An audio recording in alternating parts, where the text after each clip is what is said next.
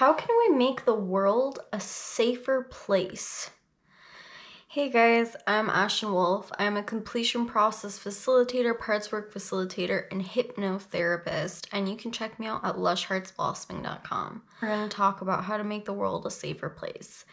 Every single person on this planet has experienced painful experiences, has had horrible things happen to them, and has been basically and essentially kicked around since the time that they were born. The reason that is because humanity is in a state of deep hypnotic sleep, and we are treating each other like shit.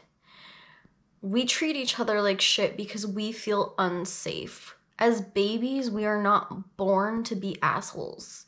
As a child, we did not come into this world with a desire in any way or form to be mean or to be hurtful or to be toxic. We developed these toxic, mean strategies as a shell, as a form of protection, as a form of a protector, as a form of a fight against whatever thing was happening to us at the time that was kicking us around and making us feel so unsafe. We essentially responded to being made unsafe by becoming unsafe ourselves to other people.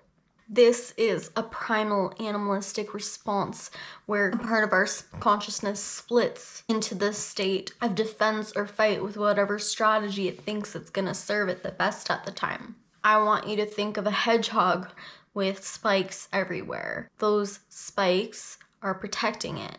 Or a turtle, that's a whole different strategy. A turtle has a hard shell that it can hide in. So different animals have different strategies for protecting themselves. A small little dog like a pomsky or a chihuahua is gonna learn to bark a lot and bite a lot because it needs to make itself seem scarier than it actually is in order to defend itself from the world because it's so damn small. We develop strategies on how we perceive that we're going to keep ourselves safe, and we end up making other people unsafe at that moment. And it's this domino effect that has been happening since the end of time, where someone's being unsafe, so we react to them unsafely, and then we go and make someone else unsafe, and that person reacts unsafely. We are a human species that is on this planet together, working together, responding together, and interacting together every single day. So anytime I make an action, it's like putting pink food coloring in that ocean, and it has this ripple effect out into the water, where that water is now affected and it's getting more and more diluted as it goes out, but it's all been kind of touched by that first initial drop that I made. We're affecting the human race every time we do something unsafe, and we're perpetuating this pattern of unsafety within humanity, where we're all reacting towards each other with unsafe dynamics, unsafe patterns, unsafe strategies, where we're all just basically hurting each other. So we need to start having understanding for these patterns of unsafety, these patterns of toxicity. When someone is hurting us, when someone is being mean, when someone is acting out of their pain, when someone has done something that's just not okay with us, sometimes we're going to be in a place where we literally just need to be in resistance to it, pissed at it, angry to it. We have a natural or emotional reaction when someone directly hurts us in a certain way that we have to go through.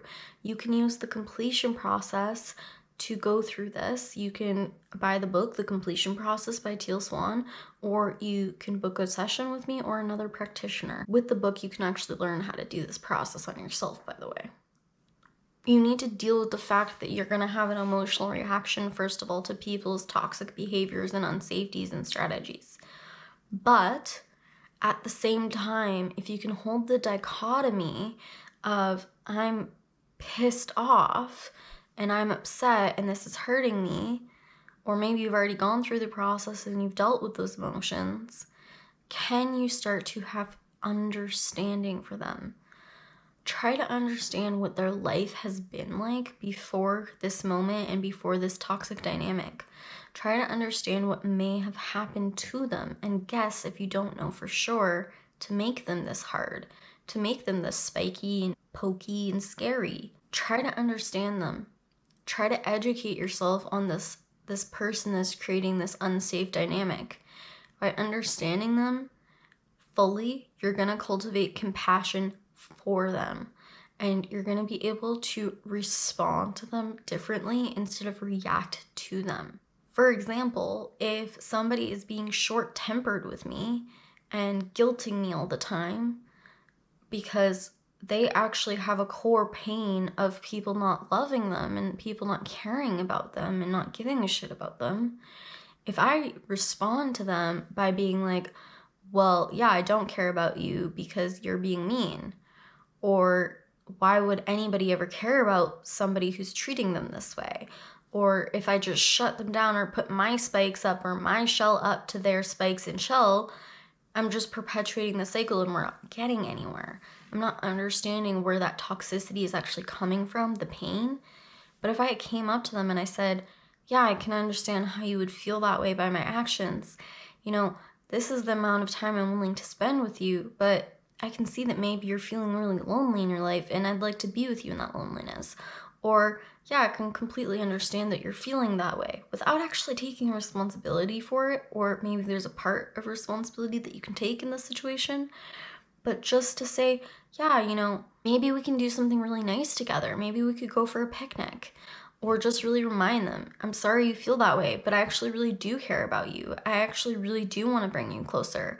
How could we do that in a way that would work for both of us? To allow yourself to actually find that hidden pearl of the reason they're being unsafe with you. What do they actually really want and need that's making them have that spike, that's making them have that hard shell? So whatever thing that they're doing that is pissing you off or hurting you or harming you or making you unsafe, can you find out what is hidden underneath that they actually really desperately want or need from you, and give them that thing. Give them that energy. Give them what they really want and be safe. By understanding them and by seeing their needs and their desperate needs as a human being, no matter what toxic things that they're doing, yes, sometimes you can hold them accountable. Sometimes there's a space to hold someone accountable, but there's also a space to literally just give their inner child what they're desperately asking for. And either way, whether you're holding them accountable to take responsibility for their actions, or you're giving them what they actually really want and need, or you're being loving with them, you need to be a safe person for them in order to stop perpetuating this pattern. And sometimes being a safe person, the most loving thing that you can do is walk away and get out of the situation. But being a safe person means not creating more suffering or more pain. How can I reduce the suffering and the pain in my interactions, in my strategies, in my methods with them? How can I stop being a turtle in a shell or a spiky hedgehog? And how can I be a loving kitten instead? Or how can I be that turtle underneath the shell? How can I show my true colors, my true love? Because deep down, humans all want love. And when you create a safe experience in relationship to someone else, and that means to reduce with your words, thoughts, and actions how you're impacting them negatively or positively in the way that you're approaching them in their pain, in their toxicity, in whatever they're doing, you're being the antidote to their suffering, not the cause of it. That's being a safe person.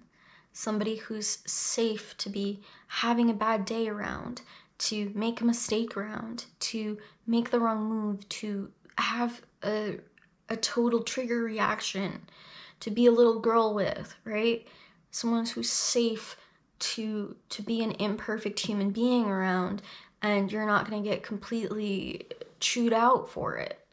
To be someone who is understanding, compassionate, loving, and kind, who seeks to understand them, to understand what they want, and still respect what you want and what you need and your understanding of the situation, that when you move forward with it, you're doing so with a space of clarity that makes sense for the both of you, that respects the both of you, and that is doing so in the most loving way to reduce the impact on the other person. this, at the end of the day, also reduces the impact on you as a human being. And the benefit of it is every time you become a safe person for another human being, they become actually safer to you. They will respond to you with that safety. Every time you respond to them by being safe in a relationship, they will actually relax into their next level of safety with you until that growling, barking dog that was gonna bite you turns into a little puppy dog. When you create safe relationships within the world and when you choose to be a safe person in the world, you will start seeing that impact happen in the external world.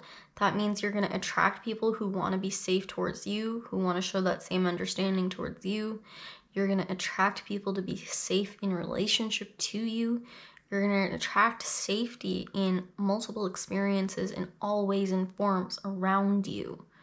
You're going to be living in a safer world. Thank you so much for listening.